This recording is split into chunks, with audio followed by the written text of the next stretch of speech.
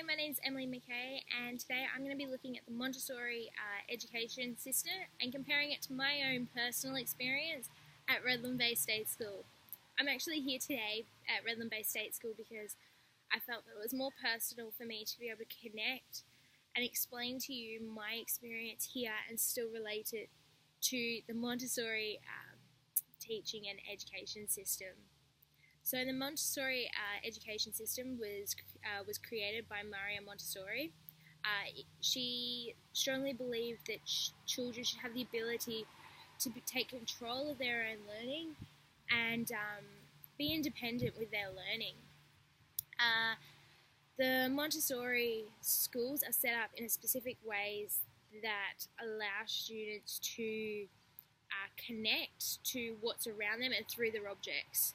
So a classroom in a Montessori setting would be, they would have certain colours for certain things, certain sizes for certain things, and they were very strict on that approach. They give students the freedom to learn, but within boundaries and to be able to make those choices. The teacher's role in a Montessori education is more directors, facilitators, and encouragers. The Montessori education system allows students to work at their own pace, suiting to their own capabilities and needs. A Montessori classroom is a very busy, productive atmosphere where joy and respect are bound. Within such an enriched environment, freedom, responsibility, and social and intellectual development spontaneously flourish. So my time at Redland Bay State School was for 4 years, and during that time I learnt a lot of things, and I've also have a strong appreciation for the school because I feel like this is where the seed for me to become a teacher had actually started.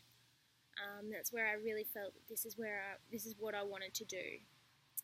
So Redland Bay State School is a large public primary school, and they are well known for their history and for their environment. When I was here, there was students in my class whose grandparents went here, so there's a lot of history behind this school, and the community around it supports and values this school in that sense. They liked to base their curriculum around their environment and history because that's something that they valued strongly. Their slogan was "Better by Learning," which meant learning for life together, leading us by better learning. So the learning here was very structured, but it was very important to them that they incorporated those two values that they have.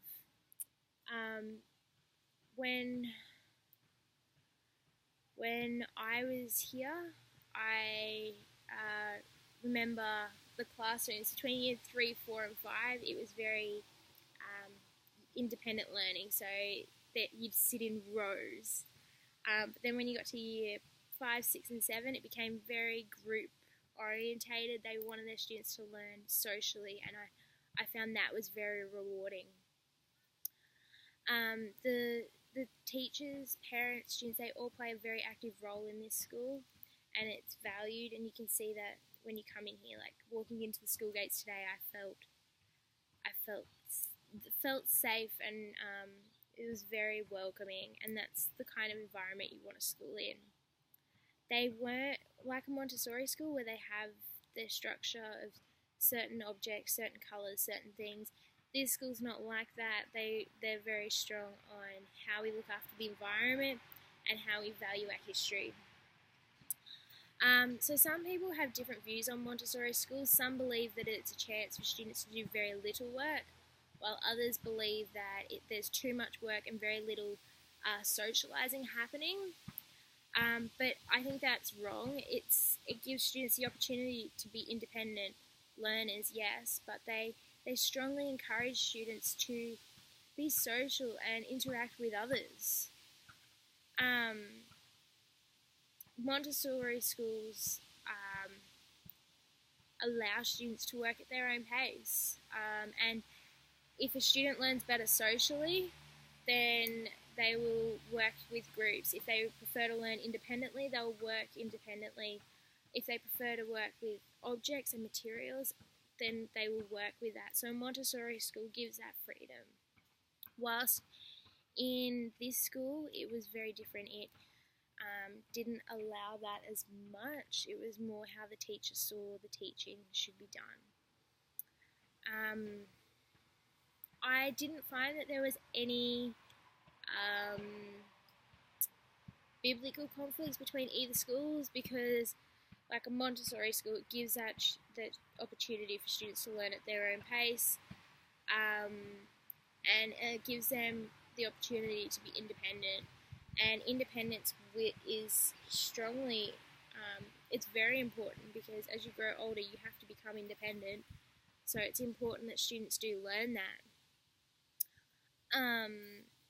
Howard Gardner says, an intelligence is the ability to solve problems or create products that are within one or more cultural settings. At this school, there was many cultural settings, and I think that's what made it such a great school, was because it wasn't just one, there wasn't just one story, there was lots of stories behind it.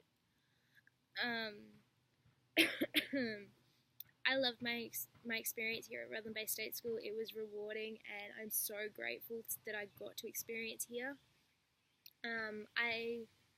I've learnt a lot, and I hope to apply some of the things that I've learnt here into my own teaching one day when I become a teacher. I also hope that I do get the opportunity to be able to learn a Montessori style of teaching, whether that's through a practical or just sitting in one day just to see how they learn. I would love to be able to witness that, but I'm very grateful for my experience here at Redland Bay State School. As a teacher, if a student learns better socially, then let them be social. Allow that to be a huge thing in a classroom. If they learn better independently, then allow that independence. At the end of the day, a student's going to learn to the way that best suits them, and I think we need to encourage all avenues in that teaching style. Thank you for listening.